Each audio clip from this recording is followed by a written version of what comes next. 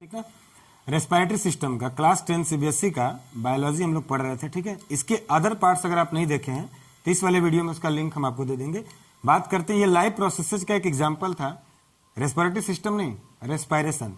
लेकिन रेस्पायरेशन कहाँ होता है, ये बात जानने के लिए आपको जानना पड़ेगा इस सिस्टम को। चूंकि लिखा है रेस्पिरेटरी सिस्टम, तो इस बात से कंफर्म है कि सिस्टम अकेले नहीं होता। ठीक ना, इसका मतलब it consist number of organs. ठीक ना, इसमें कुछ ऑर्गन्स हैं जो पार्ट करते होंगे ना, भाग लेते होंगे इस सिस्टम को चलाने में। ठीक है, तो वो रेस्पिरेटरी सिस्टम कहलाता है, राइट।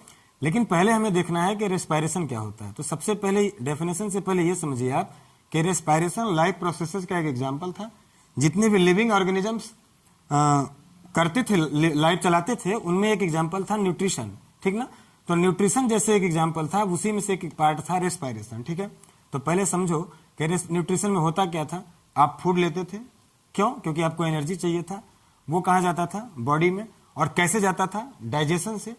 डाइजेशन कैसे होता था? डाइजेशन कहते किसको है? कॉम्प्लेक्स फूड का सिंपलर फूड में चेंज हो जाना। अब सवाल आया कि सर डाइजेशन वाला मैटर कहाँ गया? तो इसके पहले वाले वीडियो जो है 2 या 3, वो सारे के सारे डाइजेस्टिव सिस्टम वाले हैं। ठीक ना, उसे ढंग से समझ लीजिएगा आप, तभी जाके आपको ठीक से रेस्पिरेशन समझ में आएगा। ठीक है, चलिए। तो कॉम्प्लेक्स फूड चेंज हो गया सिंपल फूड में, और ये सिंपल फूड से जो आपको एनर्जी मिली वो कैसे मिली? वो मिली आपको रेस्पिरेशन से। ठीक ना, अब रेस्पिरेशन समझिए होता क्या है। ठीक ना, अच्छा, मिली एनर्जी कैसे समझिए? इन द फॉर्म ऑफ एटीपी। ये जो एनर्जी है ना, देखो एनर्जी आपको पता है ना कि हमारे फूड में कई तरह के कंपोनेंट्स होते हैं। प्रोटीन्स होता है, कार्बोहाइड्रेट्स होते हैं, विटामिन होते हैं, मिनरल्स होते हैं। ठीक है ना, बात उनकी नहीं हो रही, बात उनकी हो रही है जो आपको सिंपल फूड से एनर्जी दे रहे हैं। अब वो एनर्जी किस फॉर्म में है स्टूडेंट्स? वो एक मॉलिक्यूल के फॉर्म में है। इनसे मिलने वाला एनर्जी जो रेस्पिरेशन के थ्रू आपको मिला, वो किस फॉर्म में है? मॉलिक्यूल के फॉर्म में है। और वो मॉलिक्यूल का नाम क्या है? एटीपी, है ना।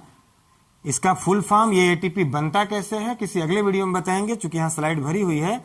लेकिन जान लीजिए इसका फुल फॉर्म एडिनोसिन ट्राइफॉस्फेट होता है। ठीक ना, फर्दर इंफॉर्मेशन अगले वीडियो में मिलेगा, अभी आप समझे। ठीक है, चलो। तो रेस्पिरेशन किसको कहते हैं आप समझो। ठीक है, रेस्पिरेशन जानना है आपको, तो पहली बात ये जानिए इसका डेफिनेशन कि it is the process in which organisms produce energy by oxidation of food. समझ में आ रहा है बात ना? रेस्पिरेशन में क्या होता है जब आप, अच्छा, रेस्पिरेशन का मतलब बहुत लोग समझते हैं सांस का लेना। केवल सांस को लेना ही रेस्पिरेशन नहीं कहते। ठीक ना, उसको एक्सहेल भी किया जाता है। इनहेल करना, एक्सहेल करना। ठीक ना, दोनों बात को मिलाकर तब रेस्पिरेशन बोलते हैं। बात समझ में आया? दोनों बातों को मिलाकर। ठीक, अच्छा, जब आप O2 को इन करेंगे, आपके अंदर ऑक्सीजन गया, तो आपने केमिस्ट्री में पढ़ा होगा, जब ऑक्सीजन ऐड हो गया तो उसको क्या बोलते हैं? Oxidation, right. तो बॉडी में एक प्रोसेस होगा, एक केमिकल रिएक्शन होगा जिसका नाम क्या होगा? ऑक्सीडेशन। और वो किससे हो रहा है? रेस्पिरेशन से। समझ में आ गया बात ना, राइट। अब चलिए, अब समझते हैं कि रेस्पिरेशन में वास्तव में बॉडी में जाने के बाद रिएक्शंस कैसे होते होंगे। ठीक है, चलिए। आपका जो फूड है वो मिल गया O2 से। अच्छा देखो, अभी मत टेंशन लो कि O2 सीधे आपके मुंह में या आपके बॉडी के अंदर सीधे O2 नहीं जाएगा, एयर जाएगा, फिल्टर होगा, O2 मिलेगा कुछ प्रोसेसेस से। अगले वाले वीडियो में यहां समझें कि होगा क्या। तो फूड मिला किससे? O2 से, ऑक्सीजन से। अब फूड का क्या हो गया स्टूडेंट्स? ऑक्सीडेशन। अब ये ऑक्सीडेशन आपको क्या देगा? Carbon dioxide plus H2O plus energy. इस फूड में जो मेन कंपोनेंट्स है, जिसको आप स्टार्च कहते हो, जो कार्बोहाइड्रेट में चेंज हो चुका है, जिसका एक कंपोनेंट है ग्लूकोज। इसीलिए ग्लूकोज को स्टूडेंट्स बहुत सारे लोग रेस्पिरेटरी सबस्ट्रेट भी कहते हैं। मतलब ये रेस्पिरेशन का फूड हो गया, जो आपको रेस्पिरेशन में हेल्प करेगा या कैरी करेगा। ग्लूकोज कितने कार्बन का होता है? 6 कार्बन का। अब इस ग्लूकोज को तोड़ा जाएगा और ये 3 कार्बन का क्या बना लेगा? पाइरुवेट, है ना। ग्लूकोज 6 कार्बन का, पाइरुवेट 3 कार्बन का, प्लस एनर्जी। स्टूडेंट, चूंकि ये 6 कार्बन का है और वो 3 ही कार्बन का है, to balance this we will multiply of 2। Okay, so why we are confirm that we will get 2 number of pyruvates after the glucose breaking of glucose is called glycolysis. समझ में आ रहा है बात ना? ग्लूकोज का break होना क्या कहलाता है? ग्लाइकोलिसिस कहलाता है। 6 कार्बन 3 कार्बन में टूटा, वहां निकली एनर्जी। सवाल है कितनी एनर्जी निकली, वो जान जाओगे आगे आप। ठीक ना, कैसे निकली वो भी जान जाओगे आप, समझो। सवाल है एनर्जी का सर हम यूटिलाइज कर लेते हैं, ये पाइरुवेट का काम क्या है? ठीक ना, to learn something more about this pyruvate यहां आना पड़ेगा आपको। ठीक है, समझिए। C नंबर के पोर्शन में देखें आप, आपका जो ग्लूकोज था वो 6 कार्बन का था, 3 कार्बन में चेंज हो गया। कैसे, कहां पर? पहली बात तो ग्लाइकोलिसिस प्रोसेस से टूट गया, ये ब्रेक हो गया। कहां पर? साइटोप्लाज्म में। समझ में आ रहा ना? सेल्स में क्या होते हैं? साइटोप्लाज्म होते हैं। सेल्स में तो बहुत कुछ होता है, माइटोकॉन्ड्रिया होता है, न्यूक्लियस होते हैं और साइटोप्लाज्म होता है, राइट। वही उसी साइटोप्लाज्म में हुआ और इसलिए वहां हुआ स्टूडेंट्स, क्योंकि नो रिक्वायरमेंट ऑफ O2, वहां ऑक्सीजन नहीं भी होगा तो भी ये होगा या हुआ, राइट। और जहां रिक्वायरमेंट ऑफ O2 ना हो, ऐसे रेस्पिरेशन को अनएरोबिक रेस्पिरेशन कहते हैं। वो आपको हम बताएंगे अगले वाले वीडियो में, लेकिन आप समझें इसके आगे क्या हुआ। ये पायरुवेट, अब ये पायरुवेट क्या करेगा? अब ये पायरुवेट 3 तरह के एक्शंस करेगा, और ऑक्सीजन के प्रेजेंस में, ऑक्सीजन के एब्सेंस में, और ऑक्सीजन बहुत कम हो तब, ठीक है। पहला देखें, ये pyruvate in the absence of O2, जब ऑक्सीजन नहीं होगा तब क्या करेगा? जो करेगा उसका नाम है फर्मेंटेशन, ठीक है। उस प्रोसेस का नाम क्या है? फर्मेंटेशन। हिंदी में बोलते हैं किण्वन। होगा क्या स्टूडेंट्स? ईस्ट करेगा इसको। इस प्रोसेस को, फर्मेंटेशन को कौन करेगा? ईस्ट करेगा। क्या होता है इसमें? ये पायरुवेट एथेनॉल में बदल जाता है। किसमें चेंज हो जाता है? एथेनॉल में। ये केमिकल रिएक्शन हुआ। आप अभी इसके बारे में बहुत न जानो 10th के लेवल में, लेकिन इतनी जानकारी आपको है तो भी बहुत है। एथेनॉल, मेथ, एथ, 2 कार्बन का ऑर्गेनिक कंपाउंड है, प्लस CO2 निकलेगा। अब वहां पर एनर्जी रिलीज होगी स्टूडेंट्स। वो एनर्जी आप यूटिलाइज करोगे। देखो मैंने वहां पर लिखा था कि वो वाली energy utilise in the body, part 1 के नीचे दिखाई दे रहा है आपको, यूटिलाइज इन द बॉडी, है ना। वो पूरी बॉडी में वही एनर्जी, आपको एनर्जी चाहिए ना, वो एनर्जी वहीं से मिला। कैसे मिला? फूड। अच्छा, अब आप तो समझ गया हो गया कि अगर केवल फूड ले, O2 न जाए तो भी आपको एनर्जी नहीं मिलेगा। अच्छा, केवल सांस ले, फूड ना हो तो भी एनर्जी नहीं मिलेगा। मतलब combination of both are very necessary, ठीक है ना। हो सकता है कभी कभी आप 1-2 दिन खाना खाए बिना रह गए तो भी चलेगा, क्योंकि पूरे बॉडी से फूड जो बचा है वो एक्सपेल नहीं हो गया है, O2 से भी काम होता रहेगा, ठीक है। चलिए, एथेनॉल बना। ये एनर्जी कितने मॉलिक्यूल्स में बने स्टूडेंट्स? 2 ATP में, 2 एडिनोसिन ट्राइफॉस्फेट बने। अगर इस बार ऑक्सीजन हो लेकिन बहुत कम हो, इस बार ऑक्सीजन था ही नहीं, जिसका नाम क्या था? फर्मेंटेशन। क्या हो गया तब? Fermentation is a process which happens in the absence of oxygen and converting a pyruvate into ethanol and giving us energy in the form of ATP 2 molecules. सही है। चलिए बात करते हैं कि sir lack of O2, oxygen बहुत कम हो तब कहां होगा? In the human muscles. कहां होगा? आदमी के, ह्यूमन के मसल्स में होगा ये एक्शंस। और जब ये होगा इसको क्या कहेंगे? लैक्टिक एसिड फर्मेंटेशन बोलेंगे, ठीक है। बहुत जरूरी है ना, ये वाला आपके लिए बहुत जरूरी है। वैसे जरूरी तो ये भी है। लैक्टिक एसिड फर्मेंटेशन क्या होता है मैंने यहां बताया, पहले आप समझें। पायरुवेट 3 कार्बन का था, लैक्टिक एसिड में चेंज हो गया। लैक्टिक एसिड कितने कार्बन का? 3 कार्बन का, बैलेंस है। एनर्जी निकलेगी। चलो एनर्जी तो प्रॉब्लम नहीं हुआ, ये जो लैक्टिक एसिड निकला इससे आपको प्रॉब्लम हो रहा है, और क्या अभी देखेंगे। अब सुनो, तो पहला हो गया in the absence of O2, pyruvate का action. Sort of O2, pyruvate का एक्शन। अब देखते हैं in the presence of O2, अगर ऑक्सीजन होगा तब ये पायरुवेट कौन सा एक्शन दिखाएगा वो समझते हैं, ठीक। इन माइटोकॉन्ड्रिया, ये कहां होगा? माइटोकॉन्ड्रिया में, ठीक है ना। सेल्स में, सेल्स में क्या होता है? माइटोकॉन्ड्रिया। ये वाला एक्शन वही होगा स्टूडेंट्स, ठीक है ना। और इसीलिए इसको क्या कहते हैं? एरोबिक रेस्पिरेशन कहते हैं। ये वाला अनएरोबिक हो गया, है ही नहीं ऑक्सीजन, और ये एरोबिक हो गया क्योंकि ऑक्सीजन है। I will explain this both topic aerobic and anaerobic in the next video, but here you have to learn these all things, ठीक है।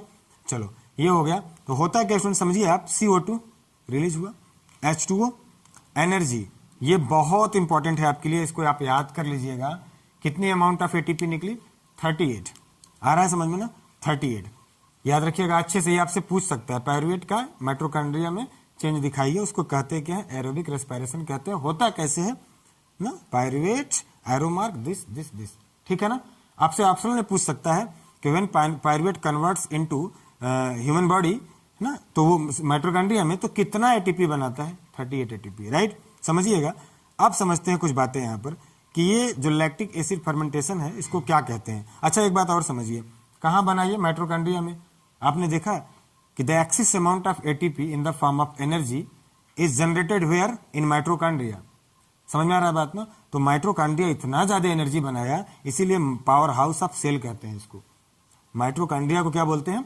पावर हाउस ऑफ सेल कहते हैं। क्यों? क्योंकि बहुत ज्यादा इसने एनर्जी बनाया है, 38 एटीपी। ठीक है, समझते हैं हेडिंग स्टूडेंट्स कि लैक्टिक एसिड फर्मेंटेशन इन मसल्स क्या होता है। ठीक है ना, हमारे मसल्स में ये लैक्टिक एसिड फर्मेंटेशन क्यों होता है। ठीक है ना, ये लैक्टिक एसिड फर्मेंटेशन देखिए समझिए बहुत जरूरी होता है। बहुत बार प्लेयर्स लोग कंप्लेन करते हैं कि मांसपेशियों में खिंचाव हो गया, मसल्स में क्रैम्प हो गया, इसी की वजह से। ठीक है, आइए समझते हैं। अगर आप रसिंग एक्सरसाइज मतलब ओवर पावर एक्सरसाइज कर दें, आप बहुत हैवी वर्क कर दें या बहुत दौड़ कूद ले थक जाएं आप, इस कंडीशन में आपकी बॉडी होता क्या, ऑक्सीजन बहुत तेज चाहिए बॉडी को, तो ब्रीदिंग रेट बढ़ जाता है, तो ऑक्सीजन उतना डिमांड लगता है जब करने बॉडी सप्लाई उतना ना हो पाए तो होगा क्या, डेफिशिएंसी ऑफ O2, ऑक्सीजन की कमी हो जाएगी। ठीक है, जब ऑक्सीजन की कमी हो जाएगी तब होगा क्या, देखिए ऐसे चलते हैं, रसिंग ऑफ एक्सरसाइज तो हो गया डेफिशिएंसी ऑफ O2। नीचे आते हैं, इस डेफिशिएंसी ऑफ O2 से क्या हुआ कि इनकम्प्लीट ऑक्सीडाइजेशन ऑफ O2। समझिए, पहले यहां चलिए, रसिंग एक्सरसाइज किया आपने, ऑक्सीजन की कमी हुई, अब यहां चले आप, यहां कहा ऑक्सीडेशन ऑफ O2 का मतलब समझें, इनकम्प्लीट ऑक्सीडेशन मतलब पूरा ऑक्सीडेशन नहीं हुआ। ठीक है ना, O2 का पूरा, ऑक्सीजन का पूरा ऑक्सीडेशन नहीं हुआ, तो फिर क्या हुआ, ड्यू टू विच, जिससे हुआ क्या स्टूडेंट्स, ये जो पायरुवेट विल प्रोड्यूस, ये पायरुवेट असल में इसका पूरा हो जाता ऑक्सीडेशन तो कोई दिक्कत ना होता। समझ में आ रहा है बात ना, और वो कब होता, जब आपको पूरा ऑक्सीजन मिलता, लेकिन आपको तो ऑक्सीजन की कमी हो गई, ओवर वर्क करने की वजह से ऑक्सीजन की कमी हो गई, तो ऑक्सीजन जो था वो जला जला के ऑक्सीडाइज कर देता चीजों को, और आपके पास पहले से बना हुआ है क्या, पायरुवेट, अब उसे जलाए यानी कि ऑक्सीडाइज करे कौन, क्योंकि जो आ रहा है ऑक्सीजन करने वाला वही हो गया कम, राइट, तो इनकम्प्लीट ऑक्सीडेशन होगा। ठीक है ना, इस पायरुवेट का तो होगा क्या, ड्यू टू विच ये पायरुवेट जो है विल प्रोड्यूस, लगेगा निकालने लैक्टिक एसिड। नहीं समझ में आया, फिर समझिए, ये पायरुवेट बचा देता है फालतू का चीज, आप कह सकते हो लैक्टिक एसिड, और वही आपके थकावट का कारण बनता है। ठीक है ना, ठीक, और वो कैसे हुआ, क्योंकि ऑक्सीजन पर्याप्त मिलता तो ये पायरुवेट को जला देता यानी कि ऑक्सीडाइज कर देता, तो हमें कोई प्रॉब्लम ना होता, लेकिन ज्यादा वर्क करने की वजह से ऑक्सीजन की क्या हो गई, कमी, तो incomplete of oxidation of O2 हो गया। ठीक है, तो pyruvate will produce lactic acid अब प्लस एनर्जी, ये एनर्जी क्या होगी स्टूडेंट्स, सम अमाउंट, बड़ी कम अमाउंट में निकलेगा। ठीक है ना, बहुत कम अमाउंट में, अब यही lactic acid students, this lactic acid accumulate, जमा हो जाएगा इन आवर मसल्स, कहाँ पे, मसल्स, इनका कोई यूज तो हुआ नहीं, जितने चीज निकले, आपने खाना लिया, आपके फूड से ग्लूकोज हुआ, ग्लूकोज से पायरुवेट हुआ, पायरुवेट से एनर्जी मिली, CO2 निकला, H2, सारी बातें समझ में आ रही हैं, इसका कोई काम नहीं समझ में आया, और ये बॉडी में एक्यूमुलेट हो जाएगा, और हमारे मसल्स में तो क्या होगा, आपको फैटिक होगा, थकावट होगा। ठीक है ना, प्लस मसल्स क्रैम्प, मांसपेशियों में फिर खिंचाव हो जाएगा फॉर शॉर्टर टाइम, ज्यादा देर के लिए नहीं, थोड़े समय के लिए, फिर आप आराम कर लोगे, तो आराम करने से फिर कैसे सही होगा, आप ही सोचो, जब आप आराम करने लगे तो आपकी रसिंग एक्सरसाइज वाली टाइम तो खत्म हो गई, now you are taking rest, means you are taking rest, मतलब हुआ क्या कि अब आप ऑक्सीजन की डिफिशियंसी को सही कर रहे हैं, अब धीरे धीरे इसका क्या होगा, एफिशिएंसी होगा, तो जैसे जैसे ऑक्सीजन बढ़ने लगेंगे, इस जमा हुए लैक्टिक एसिड को ऑक्सीडाइज करने लगेंगे। ऑक्सीजन के रोल को समझे स्टूडेंट्स, इतना ज्यादा इंपॉर्टेंट है कि कहा जाता है कि कैंसर के सेल्स को भी डिजनरेट कर सकता है, कैसे, ऑक्सीडाइज करके, बर्निंग करके, जला करके। ठीक ना, तो ये लैक्टिक एसिड कौन सी बड़ी बात है, तो जब आप आराम कर लेते हैं तो आपके ऑक्सीजन का अमाउंट बढ़ने लगता है कंपेयर टू दिस, तो डिफिशियंट से अब आप ऑक्सीजन को एफिशिएंट कर रहे हैं, तो थोड़ी देर में आपको आराम हो जाएगा। लेकिन अगर आप कंटिन्यू रखते हैं थकावट और खिंचाव के बाद भी ना, दुस्साहस करते हैं ना, बहुत बड़े मेहनती बनने के चक्कर में, तो फिर आपको प्रॉब्लम हो जाएगा। ठीक है, तो परमानेंट हो जाएगा, जो सर्टेन टाइम है वो परमानेंट टाइम भी हो सकता है। This is called lactic acid fermentation. समझ में आया, क्या सीखा आपने, रेस्पिरेटरी सिस्टम्स हमारे लाइफ प्रोसेसेस का ही एक एग्जाम्पल है। ठीक ना, ऊपर जाने की जरूरत नहीं, यहीं पर देखिए, आप ये समझ में आ गया होगा, तो हम चलते हैं इसके आगे वाले में। ठीक ना, फिर क्या हुआ, रेस्पिरेशन किसे कहते हैं, समझ गए आप, रेस्पिरेशन इनहेल और एक्सहेल दोनों का प्रोसेस है, जिसमें एनर्जी रिलीज होती है। ठीक ना, जो एनर्जी हमारे बॉडी में काम आती है। ठीक है ना, वो भी समझ गए आप।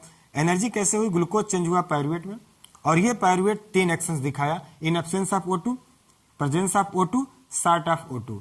Absence of O2 anaerobic respiration है, जिसको फर्मेंटेशन कहते हैं, जिसको ईस्ट करता है, जिसमें एथेनॉल बनता है 2 कार्बन वाला, प्लस एनर्जी निकलती है 2 ATP की।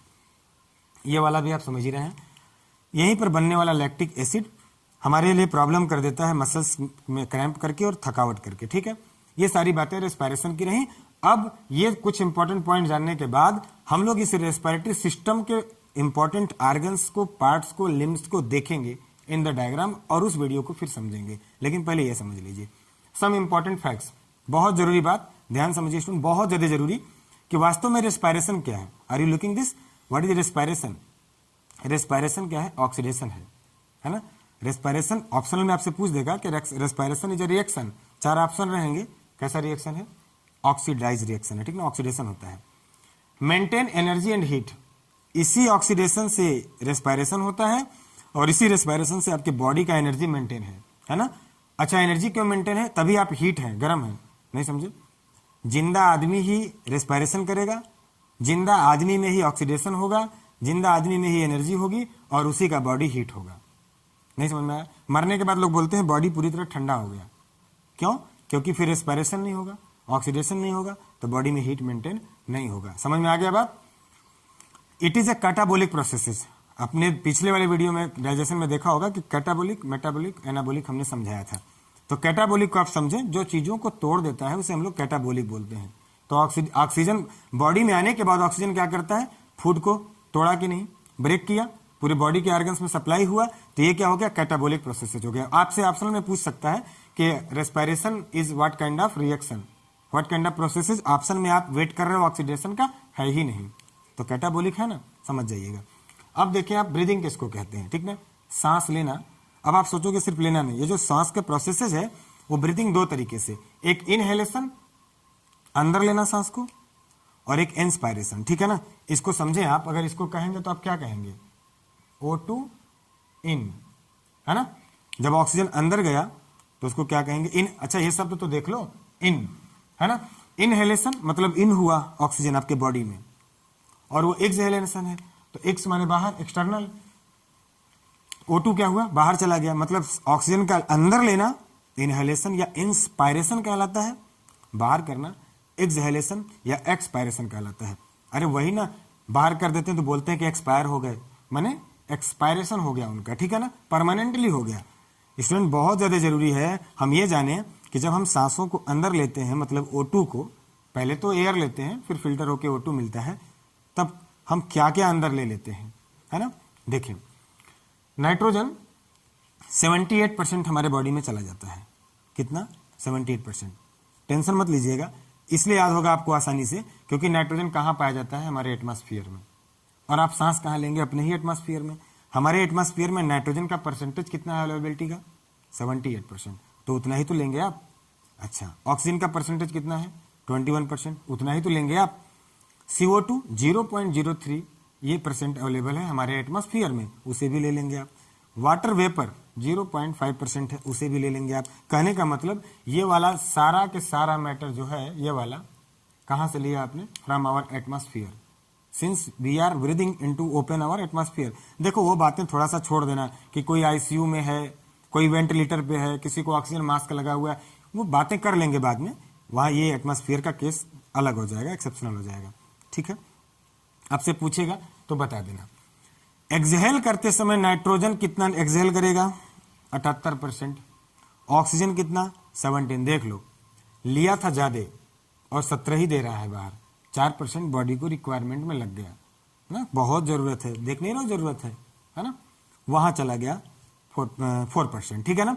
लिया 21 और निकाला कितना? 17। देखो ऐसा नहीं है कि केवल हम लोग नहीं निकालते, एक्सहेल करते हैं, ऑक्सीजन भी एक्सहेल करते हैं, देख लो, इस कंफ्यूजन मत रहिएगा कि हम केवल O2 लेते हैं, CO2 निकालते हैं, ऐसा नहीं, देख लो, राइट। अब समझे आप, CO2 कितना? 4%। यहाँ पे CO2 बहुत कम था, ज्यादा निकालते हैं, क्यों? डिटॉक्सीफाई हो गया, बॉडी में जितने भी जहर थे, पॉइजन थे, उनको कार्बन डाइऑक्साइड के फॉर्म में एक्सहेल कर दिया गया। वाटर वेपर 6.5%, इसे भी याद रखेंगे आप, ठीक ना। फिर क्वेश्चन आता है स्टूडेंट्स, ये रेस्पिरेशन जो होता है इसकी कुछ रेट भी है क्या? तो रेस्पिरेशन का रेट देखें, यहां पर लिखा है कि नॉर्मल ब्रीदिंग रेट, जो नॉर्मल ब्रीदिंग का रेट है इन एडल्ट, बड़े लोगों में, एडल्ट में 12 से 16, 12 to 16 टाइम्स पर मिनट, बड़े लोगों में, वयस्क लोगों में, एडल्ट लोगों में 12 बार से लेकर 16 बार। अब आप देखोगे इसमें आपको एक प्रॉब्लम दिखेगा, कहीं 15 बार दिखेगा आपको, कहीं 18 बार भी दिखेगा, तो इसकी अप्रॉक्स वैल्यू को देखना। अगर ऑप्शनल में आएगा तो ऐसा नहीं है कि आपको 15 भी दे दे और 16 भी दे दे, ऐसा नहीं रहेगा, कोई एक ही रहेगा।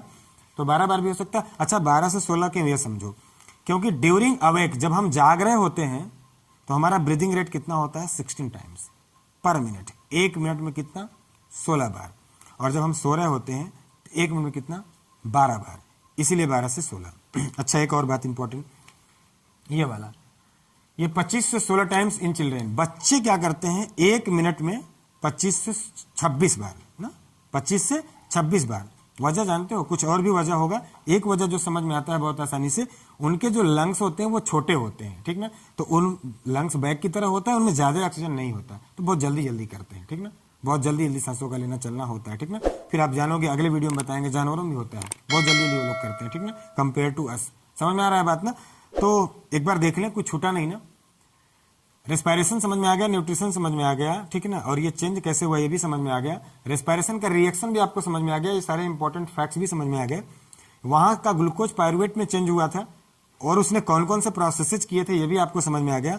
और यहाँ जो लैक्टिक एसिड फर्मेंटेशन हुआ था, इसे पर्सनली हम लोग बता दिए, ये माइट्रोकांड्रिया में हुआ था, जिसको power house of the cell कहते हैं।